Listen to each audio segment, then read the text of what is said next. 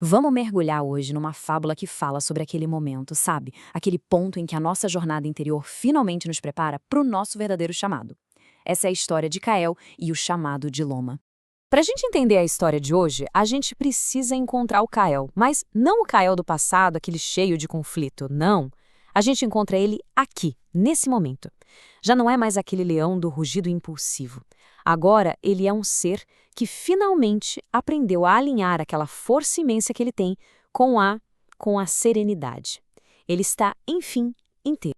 Então, vamos dar uma olhada rápida nessa jornada que preparou o Kael para tudo o que estava por vir.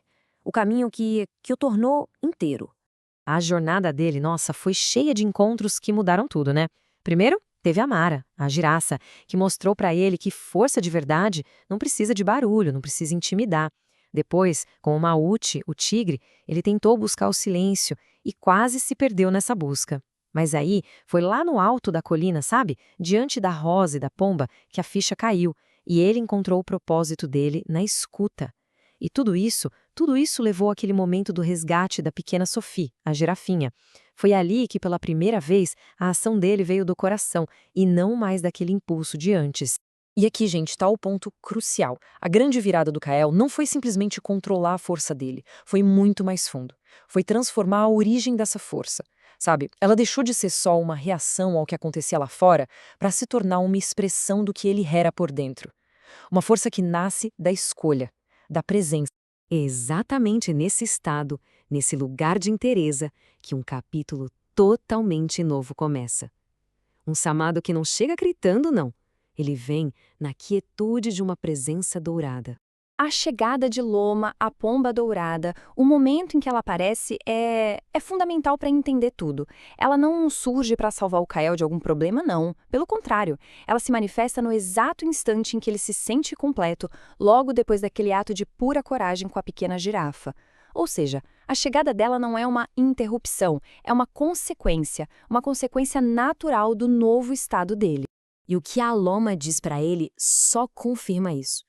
Você me chamou sem saber. Olha que forte isso. O chamado não era um grito de socorro de algum lugar distante.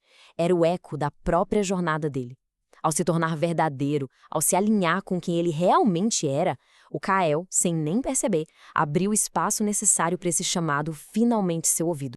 E aqui a gente vê a diferença de um jeito muito claro. O Kael de antes, ele teria rugido, teria feito 1000 perguntas, exigido explicações. Mas o Kael de agora, o Kael inteiro, ele não precisa de mapa. Ele confia na intuição. A resposta dele é imediata, vem de uma certeza lá de dentro. Ele não pergunta para onde ou por quê. Ele só diz, estou pronto. E a jornada que começa agora, bom, ela não é só sobre andar de um lugar para o outro. É muito mais um aprofundamento. Uma caminhada que é, na verdade, um espelho do caminho que ele já estava fazendo por dentro. E o jeito que eles caminham diz tudo. É pura confiança. Não tem palavras, não tem ordem nenhuma. A Loma só flutua na frente, sabe? Mostrando um caminho, mas sem forçar nada. E o Kael, ele simplesmente a segue, com uma calma, uma serenidade. A comunicação deles acontece no silêncio, na presença, naquele sentimento de que ambos sabem para onde estão indo. É isso que a gente chama de travessia interior. O cenário lá fora é só um reflexo do que está acontecendo dentro. Cada passo que ele dá na trilha é, na verdade, um passo para mais fundo dentro dele mesmo. O objetivo aqui não é chegar em algum lugar, entende? É firmar essa nova maneira de ser, de se mover pelo mundo a partir de um centro de paz, de escuta. E tem um momento, ele para beber água e vê o próprio reflexo. E ele percebe a mudança. Aquele leão de antes, com aquela urgência no olhar, não está mais ali. Agora tem clareza. E o mais incrível é que ele não se incomoda com isso. Ele aceita essa nova identidade, sem saudade, sem arrependimento. Ele simplesmente abraça quem ele se tornou. Mas a gente sabe que nenhuma transformação é uma linha reta, né?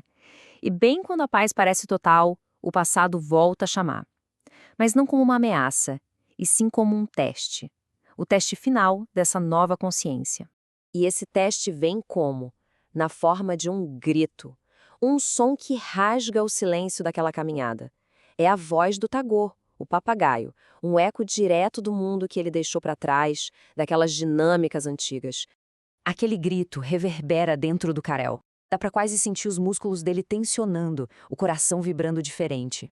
É o chamado daquele instinto antigo, reativo, sabe? Do líder que tem que resolver tudo, do protetor que precisa rugir.